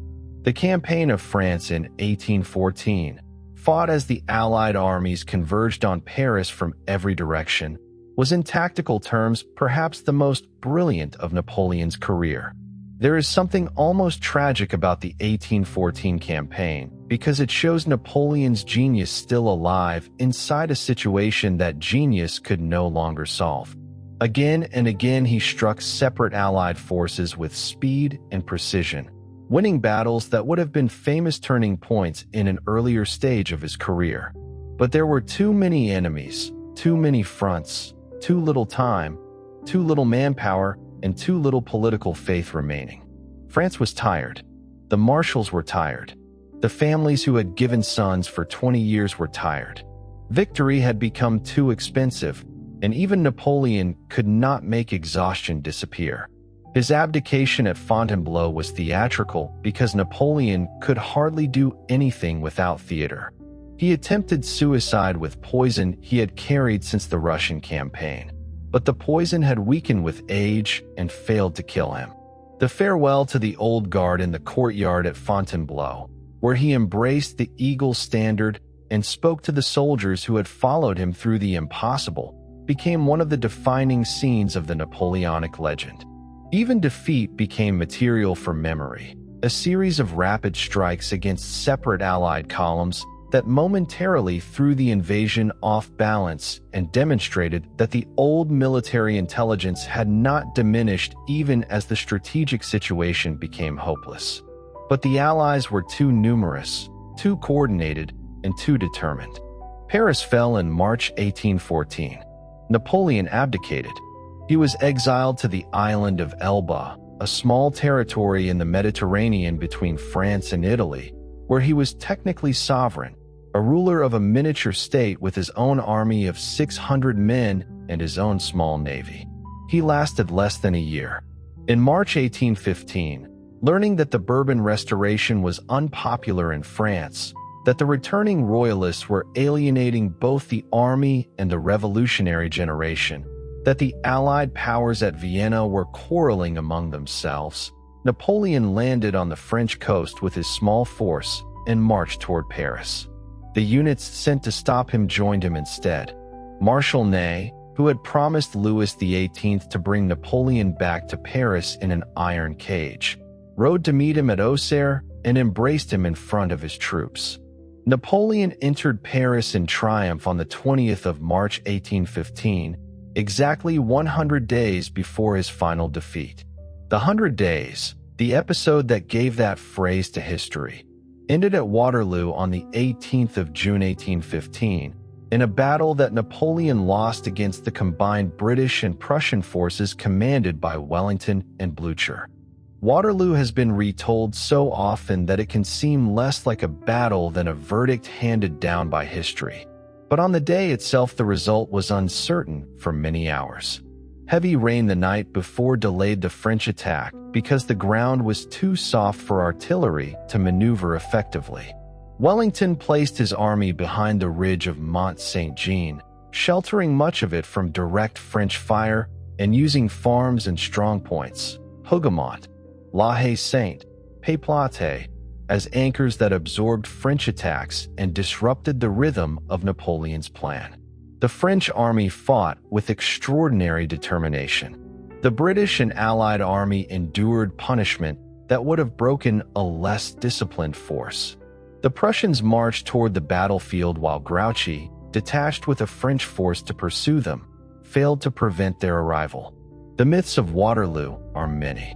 Some blame Ney's cavalry charges. launched without sufficient infantry and artillery support. Some blame Grouchy. Some blame Napoleon's health, his fatigue, his delay, his failure to show the old decisiveness at the crucial moment. Some blame the mud. Some blame fate. The more sober truth is that Waterloo was a coalition victory produced by Wellington's defensive skill, Blücher's determination to come to his allies' aid, French operational errors, and the simple reality that Napoleon in 1815 was fighting not the isolated armies of 1805, but a Europe that had learned from him and had decided to finish the matter. When the Imperial Guard advanced late in the day and was repulsed, the psychological effect was devastating. The Guard had been the sacred reserve, the visible embodiment of Napoleonic invincibility. If the Guard could be stopped, then the story that held the army together could break. The cry that the Guard recoiled, whether exactly shouted or later dramatized, captures the moment when a military fact became a historical symbol. The army dissolved. The emperor's last battlefield had ended. The defeat was not inevitable. There were moments during the day when the French forces came close to breaking the British line, and it is one of the most analyzed battles in military history, with an enormous literature debating what Napoleon should have done differently at various junctures. But he lost, and the loss was final.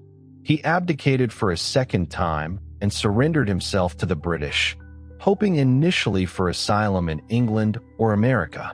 Instead, he was taken to Saint Helena, a British possession in the South Atlantic approximately 2,000 kilometers from any continental landmass, so remote that escape was essentially impossible. He spent the remaining 6 years of his life on Saint Helena in steadily declining health. Saint Helena was not only exile, it was anti-empire. Everything about it reversed the scale of his life. The man who had moved armies across Europe now measured days by weather, meals, conversations, petty disputes, and the boundaries of permitted walks. Longwood House was damp, uncomfortable, and exposed to the island climate. The British authorities feared escape, rescue, martyrdom, and symbol. Napoleon understood that he was now fighting a final campaign over memory. The Memorial of Saint Helena, based on conversations recorded by Emmanuel de Las Casas, helped create the liberal Napoleon, the Napoleon who claimed to have defended the principles of 1789, who presented himself as the enemy of feudal Europe, who insisted that his wars had been forced on him by monarchies that would never accept revolutionary France.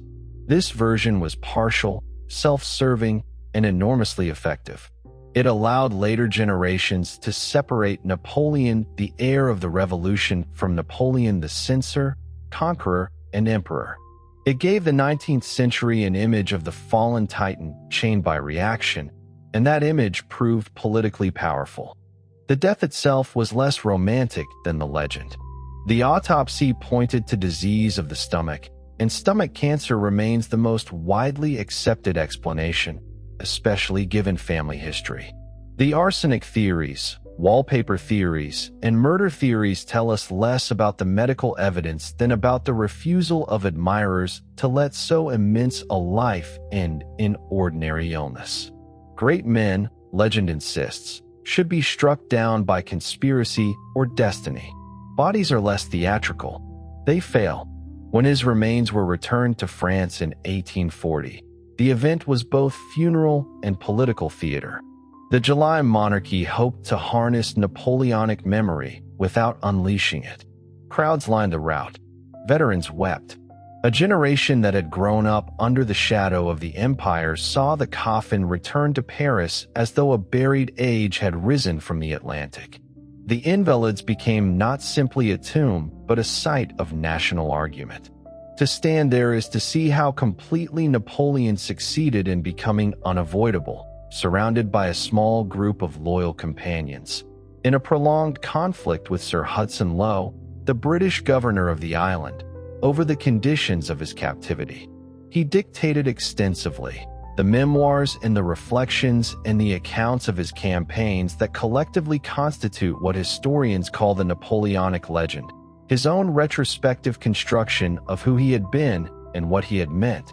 He was, in this final phase, deliberately shaping his own historical image, presenting himself as the champion of the ideals of the revolution against the restored monarchies of Europe, as the defender of the rights of peoples against the old dynasties, as the martyr of a reactionary European order that feared what he represented. The legend was effective. It shaped European political culture for the rest of the 19th century, inspiring the romantic nationalism that drove the revolutions of 1848, feeding the cult of individual genius that characterized Romantic culture, providing the model and the warning that ambitious men across Europe absorbed and debated and were influenced by. Victor Hugo wrote about him. Beethoven dedicated his Third Symphony to him, and then famously crossed out the dedication when he learned Napoleon had crowned himself emperor, but the symphony was still called the Eroica. Stendhal modeled Julian Sorel in the red and the black on the Napoleonic ideal of self-made greatness.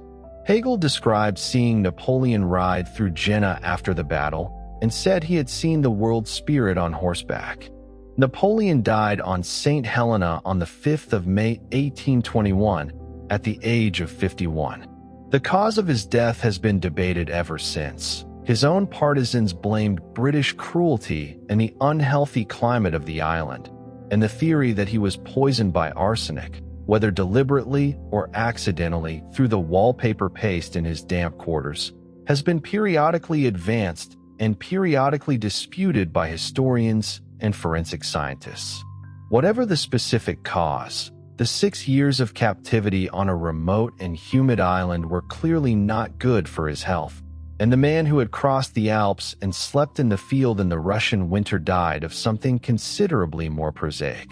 His body was returned to France in 1840, 19 years after his death, in a state funeral of enormous ceremony that brought enormous crowds into the streets of Paris on a bitterly cold December day to watch the cortege pass. His remains were eventually placed in the Hôtel des Invalides, where they remain today in a sarcophagus of red porphyry, so large and so elaborately surrounded that visitors standing at the railing above it instinctively lower their voices. The Napoleonic Code, his most enduring practical legacy, remains the foundation of civil law in France and in a dozen other countries. The French administrative structure he created, including the prefectural system through which the central government administers the provinces, is still essentially in place. The French educational institutions he founded persist. The metric system, whose adoption across France he enforced, became the standard for most of the world. The reorganization of European borders and the destruction of the Holy Roman Empire that resulted from his campaigns fundamentally shaped the trajectory toward German and Italian national unification that would transform European politics in the second half of the 19th century. The ideas of the revolution, liberty, equality, the sovereignty of the people, which he simultaneously embodied and betrayed, spread across Europe in the wake of his armies in ways that the restored monarchies of the post-Napoleonic era could not entirely suppress. The debate about Napoleon's ultimate historical significance, whether he was more liberator or conqueror, more modernizer or destroyer, whether his career advanced or set back the ideals of the revolution he claimed to represent, has never reached consensus and probably never will. The evidence for both assessments is genuine, and Napoleon himself was genuinely both things simultaneously in ways that do not permit comfortable reduction to either verdict. He spread legal equality and he restored slavery. He spread the ideals of the revolution and he made himself emperor. He created institutions that lasted centuries, and he killed hundreds of thousands of men in the service of his ambitions. He was one of the most gifted human beings of his era, and he was also one of its most destructive forces. What is not in dispute is the scale of his impact. In the 20 years between his first Italian command in 1796 and Waterloo in 1815, He fought more battles, issued more legislation, rewrote more borders, inspired more literature, caused more deaths, and generated more historical controversy than most centuries produce. He compressed an era into 2 decades, and the world that emerged from those 2 decades, the world of nationalist politics, of legal equality before the law, of the merit-based career open to talent, of the modern European state, was significantly different from the world that had preceded them, and significantly shaped by what he had done. There is a quality to great historical figures that transcends simple assessment, a quality of concentrated significance, of lives so densely packed with event and decision and consequence that they seem to represent something larger than any individual life can contain. Napoleon has this quality to a degree equaled by very few figures in modern history. He was, whatever else he was, one of those rare human beings whose existence changed the shape of the world, and whose name continues to carry the weight of everything he did and was and tried to be. The army that carried Napoleon across Europe deserves attention not as an abstraction, but as a human institution. It was called the Grande Armée, and at its best, it was perhaps the most flexible military instrument Europe had yet seen. Its corps could march separately, live off different roads, protect themselves if attacked, and then converge at speed when Napoleon wanted battle. This gave him strategic reach. It also placed enormous strain on the countryside through which the army moved. A corps did not float across a map. It needed bread, meat, fodder, shoes, carts, horses, nails, powder, blankets, hospitals, surgeons, and replacements. When the system worked, it looked miraculous. When it failed, men starved. The ordinary soldier's experience of Napoleon was therefore complicated. Many loved him sincerely. They called him the Little Corporal, not because he was literally one of them, but because he had cultivated the image of a commander who understood the soldier's life, who could appear suddenly beside a campfire, recognize a regiment's old service, ask about wounds, joke with veterans, and speak in a language of glory that made suffering meaningful. He rewarded courage with promotions and decorations. He made men believe that a farm boy could become an officer, that a sergeant could become a general, that a name could be made on a battlefield and carried forever. But love did not make the marches shorter. The same soldiers who cheered him also endured forced marches that tore their feet apart, hunger when supply failed, disease in crowded camps, hospital conditions that could be worse than the battlefield, and the knowledge that every victory seemed to lead to another war rather than home. The Napoleonic soldier lived inside a paradox. He belonged to an army that gave him identity, pride, comradeship, and the possibility of advancement, and he belonged to a system that consumed him.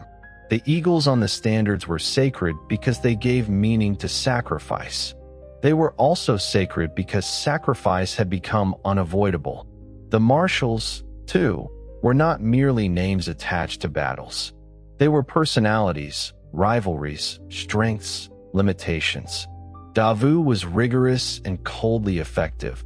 The commander who at Austerlitz in 1806 defeated the main Prussian army with a force far smaller than the enemy he faced. Lannes was fiery, brave, and close to Napoleon in a way few men were. His death after Wagram wounded the emperor personally. Massena, Soult, Ney, Marat, Berthier each contributed to the machine, and each showed how much Napoleon depended on subordinates even when the legend presents him as solitary genius.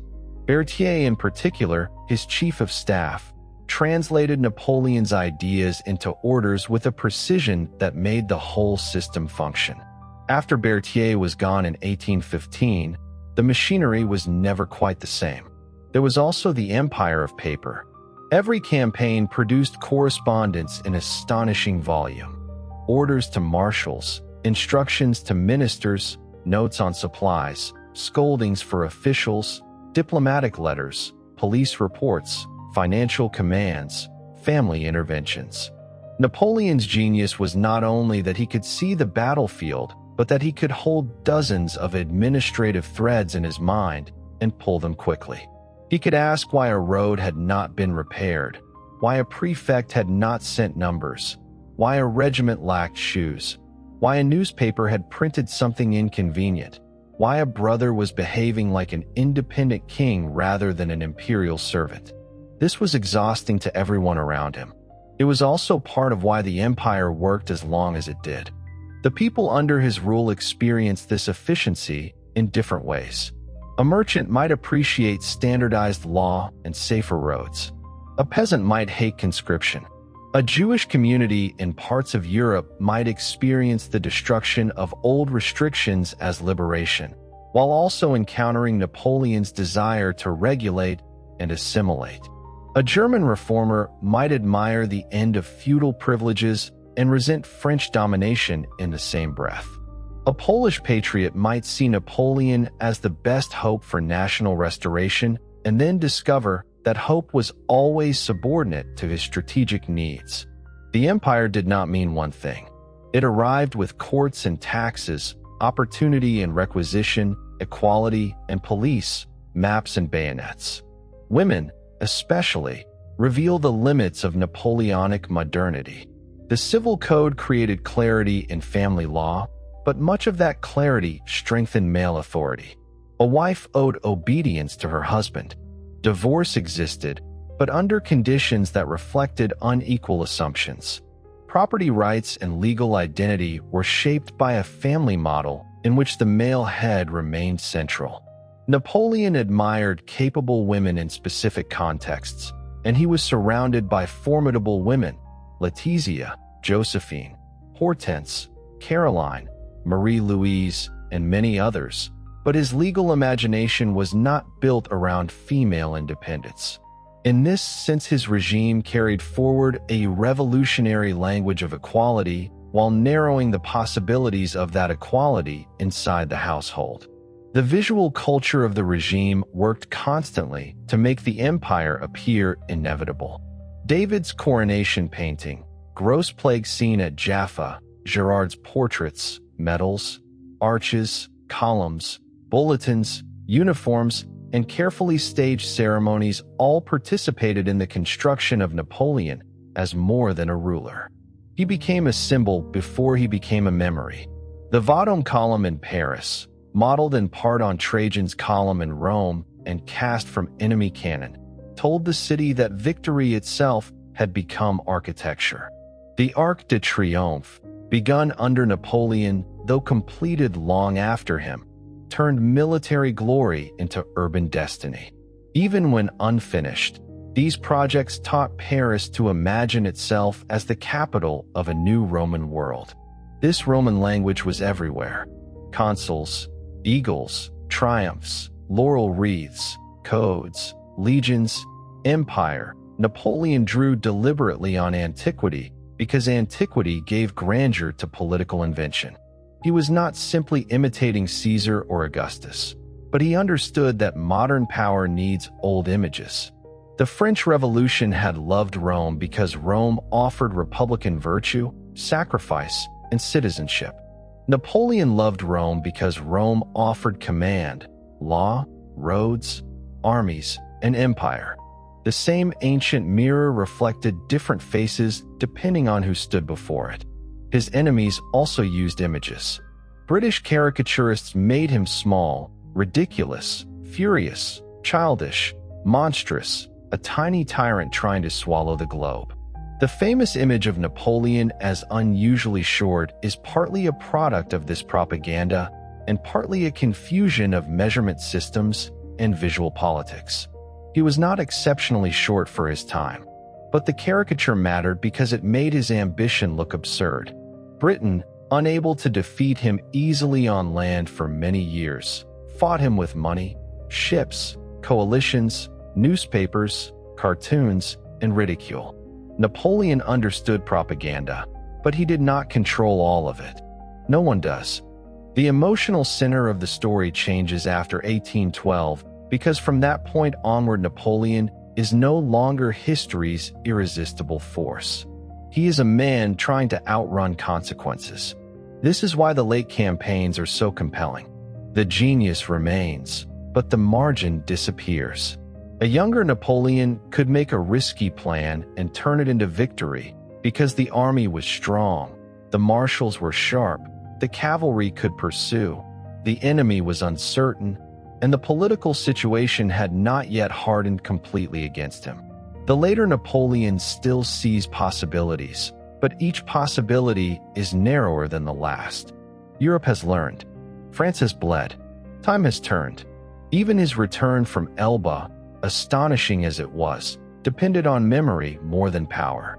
He landed with a small force, but he carried a legend larger than any army. The soldiers sent to stop him had marched under his eagles or grown up in their shadow. The famous confrontation near Grenoble, where he is said to have opened his code and invited anyone who wished to shoot his emperor to do so, belongs partly to legend, but like many Napoleonic legends, it expresses a truth about the moment. The Bourbon monarchy had legality. Napoleon had recognition. Men looked at him and remembered themselves as soldiers of an empire. That recognition could bring him to Paris. It could not defeat all Europe again. The 100 Days were dramatic because they were impossible from the beginning and almost successful for a moment. Napoleon tried to present himself as a constitutional ruler, more liberal, chastened, no longer the insatiable emperor of the previous decade. The Allied powers did not believe him. They had no reason to. His mere presence destabilized Europe. He did not need to declare a war of conquest. His return was the war. At Saint Helena, when the noise finally stopped, he had time to convert defeat into interpretation. This was perhaps his last victory. Many conquerors die and are judged by their enemies. Napoleon talked. He corrected. He justified. He blamed. He remembered selectively. He dictated himself into the future. The result was not reliable history, but it was powerful historical material. He knew that posterity was another battlefield, and on that battlefield he fought with patience he had rarely shown in politics. Napoleon does not ask for a single emotion. Admiration and condemnation stand beside each other from the beginning. The rise is thrilling. The reforms are real. The intelligence is astonishing. The courage is not fake. The destruction is also real. The authoritarianism is real. The colonial crime is real. The bodies in Spain and Russia are real. His life holds the uncomfortable truth that human greatness and human danger can come from the same source: the refusal to accept limits. That is why the ending should not feel like a simple moral lesson. It is not merely that ambition destroys the ambitious, because Napoleon also built things that survived him. It is not merely that genius changes the world, because his genius killed as well as created. The deeper lesson is that power magnifies everything inside a person. In Napoleon, it magnified intelligence, courage, energy, imagination, vanity, impatience, ruthlessness, and the need to command. The result was not a monster in the simple sense, and not a hero in the simple sense, but a human being enlarged until his virtues and his flaws became historical forces. There is another reason Napoleon remains narratively powerful. His life contains almost every major theme of the modern age in compressed form: revolution, nationalism, bureaucracy, propaganda, mass conscription, legal equality, colonial violence, secular statecraft, religious compromise, celebrity, surveillance, and the cult of the exceptional individual all pass through his story. He belongs to the 18th century because he read Rousseau, admired classical republican virtue, and rose through the institutions opened by the revolution. He belongs to the 19th century because he created the legend that romantic Europe could not stop thinking about. He belongs, uneasily, to the 20th century because later authoritarian leaders studied the combination of plebiscite, police, press control, mass mobilization, and personal myth that his regime used so effectively. But Napoleon was not simply a blueprint for later dictators, and reducing him to that role flattens the past. He operated in a Europe of monarchies, dynastic wars, aristocratic armies, revolutionary upheaval, and fragile states. He did not invent political violence or imperial conquest. Europe was already full of both. What he did was give them a new administrative and ideological form. He made conquest speak the language of reform. He made law travel with armies. He made merit serve empire. He made the state more rational and more demanding at the same time. His relationship to the French Revolution is therefore the central historical problem. Did he preserve it or betray it? The answer is yes. He preserved the end of feudal privilege, the equality of male citizens before the law, the sale of church lands, the careers open to talent, the idea that birth alone should not determine public life. He betrayed republican liberty, press freedom, representative politics, and the universal promise of emancipation when that promise conflicted with his colonial and dynastic interests. He froze part of the revolution into institutions and buried another part under empire. This is why Napoleon should not be softened into a comfortable hero. Quietness does not require moral comfort. It can hold clarity, atmosphere, and depth without making the subject gentle. In that quietness, the contradictions can sit beside each other: the law book and the battlefield, the school and the prison, the coronation robe and the soldier's torn boot, the bright Paris dome and the wet, lonely rooms of Longwood. The most interesting Napoleon is not the marble Napoleon of statues, and not the cartoon Napoleon of easy jokes, but the working Napoleon, the man at a desk covered in reports, the man on horseback reading terrain, the man dictating at speed, the man correcting a minister's numbers, the man remembering a regiment's service, the man raging at a brother, the man writing to Josephine, the man standing before the ruins of Moscow waiting for a letter that would never come. That Napoleon feels alive because he is made of action, and action is what carried him upward and then beyond the point of return. By the end, the tragedy is not that he lacked intelligence. It is that intelligence itself became part of the trap. Because he had solved so many impossible problems, he came to trust that every problem had a Napoleonic solution. Because he had beaten coalitions before, he believed another coalition could be beaten. Because he had turned speed into victory before, he believed speed could repair exhaustion. Because he had made himself necessary to France, he believed France would always be able to bear the cost of his necessity. The catastrophe came when reality stopped yielding to the method that had once mastered it. The human cost remains visible to the end. It is easy, with Napoleon, to become absorbed by maps and names: Ulm, Austerlitz, Jena, Friedland, Wagram, Borodino, Leipzig, Waterloo, until the words sound almost musical.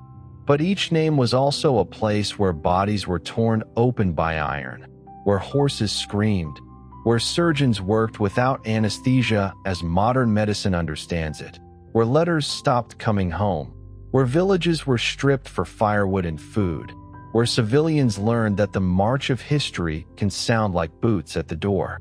The movement of empires and the small human facts underneath the movement belong to the same story.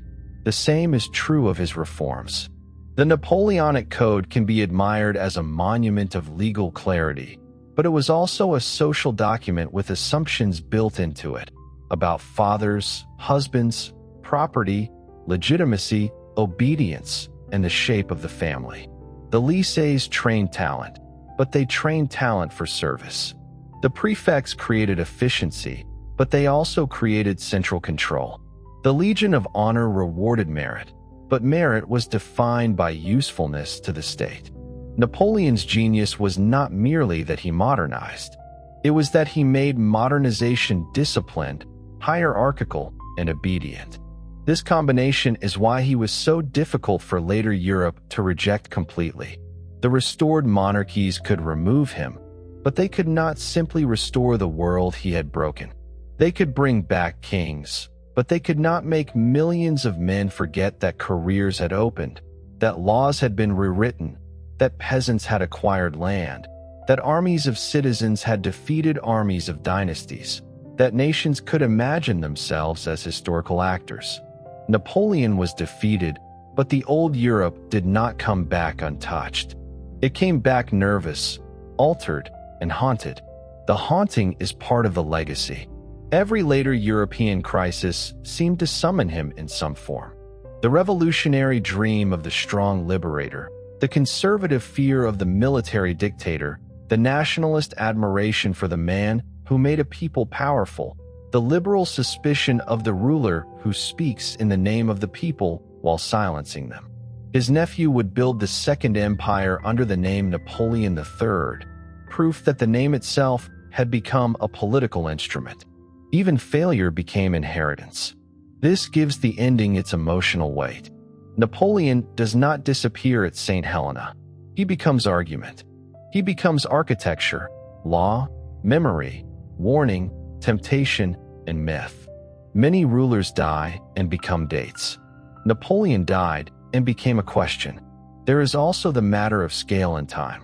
Napoleon's central career, from the Italian command of 1796 to Waterloo in 1815, lasted less than 20 years. Many lives contain one rise or one fall. His contained repeated transformations: obscure officer, Republican general, national savior, consul, lawgiver, emperor, conqueror, dynast, exile, returning emperor, prisoner, legend. The speed is part of the drama. Events do not drift around him. They accelerate. People near him were often exhausted not only by what he demanded, but by the tempo at which he demanded it. The tempo of his life changes as the story moves. The early years rush forward. School, revolution, Toulon, Italy, Egypt, coup. The middle broadens into structure, law, administration, coronation, empire. The height becomes brilliant and dangerous. Austerlitz, Jena, Tilsit, the continent reorganized.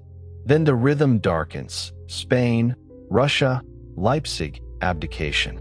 The final movement slows on Saint Helena, where the man who once compressed time is forced to endure time. Acceleration, domination, collapse, stillness, that is the shape of the life. The two islands hold the whole life in a single image. Corsica at the beginning is not only a birthplace. It is the symbol of the outsider, the child of a newly conquered place, the boy who must learn the language of power from outside its center. Saint Helena at the end is not only a prison. It is the symbol of power stripped of movement, ambition reduced to memory, the conqueror surrounded by sea. Between the two islands lies the continent he tried to master, a life beginning and ending with water around it, with Europe in between like a battlefield and a dream. For this reason, Napoleon's life is not merely a list of campaigns. It is a tightening circle. At first, the world opens before him: France, Italy, Egypt, Europe.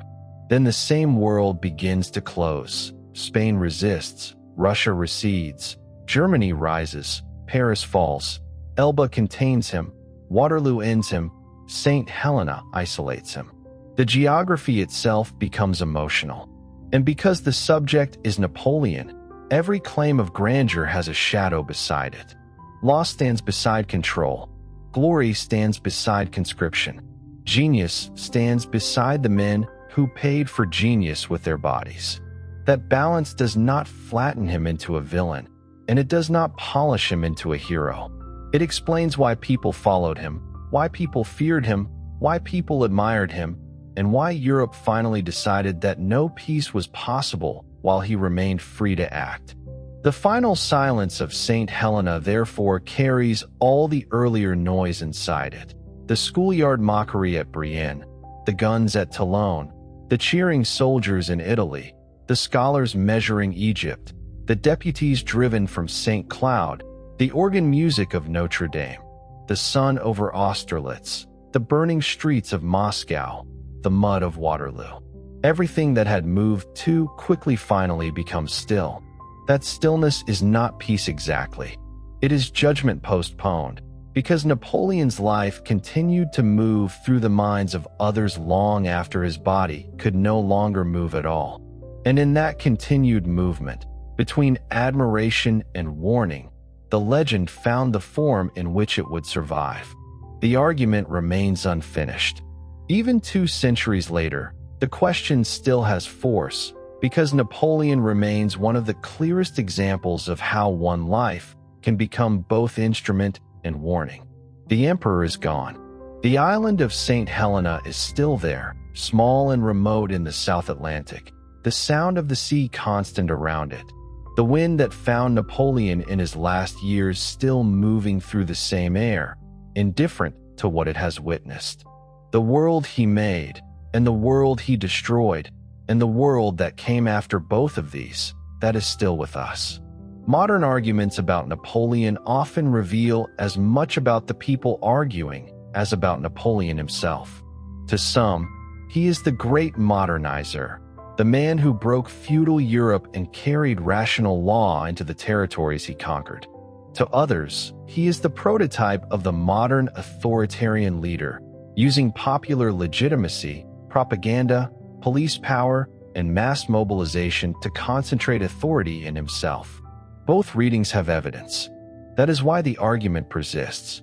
The romantic Napoleon belongs to paintings, memoirs, poems, uniforms, eagles, snow, drums, and the lonely rock of Saint Helena. The institutional Napoleon belongs to legal codes, ministries, schools, prefects, tax systems, promotion by merit, and the administrative state.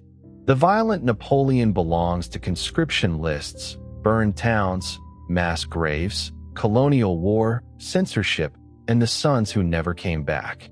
The personal Napoleon belongs to Josephine's letters, to family quarrels, to the impatience of a man who could not bear slowness, to the small body that carried an almost unbearable quantity of will.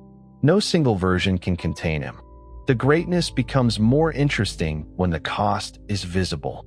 The crimes become more disturbing when the achievements are real. The legend becomes more powerful when the man is allowed to remain human. Brilliant, petty, tireless, theatrical, tender at moments, merciless at others, capable of seeing whole systems at once and incapable, finally, of seeing the limit beyond which the system would break. This is why Napoleon remains inexhaustible. His life gives constant movement: island childhood, revolution, siege, Italy, Egypt, coup, law, crown, empire, battlefield, marriage, Spain, Russia, exile, return, final defeat, last island, legend. But underneath that movement is a single question that never stops developing. When does extraordinary ability become dangerous because it believes its own exception? Napoleon's life is the answer, but not a simple one. The legal codes are still running. The prefectures are still governing. The Invalids' dome is still golden in the Paris morning.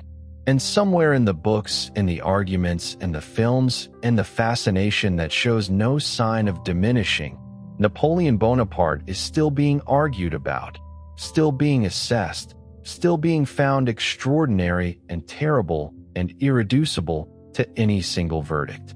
That is perhaps the most Napoleonic thing of all, to have been in the world so forcefully that the world still cannot quite decide what to do with you. And so we come to the end of tonight's journey with Napoleon Bonaparte.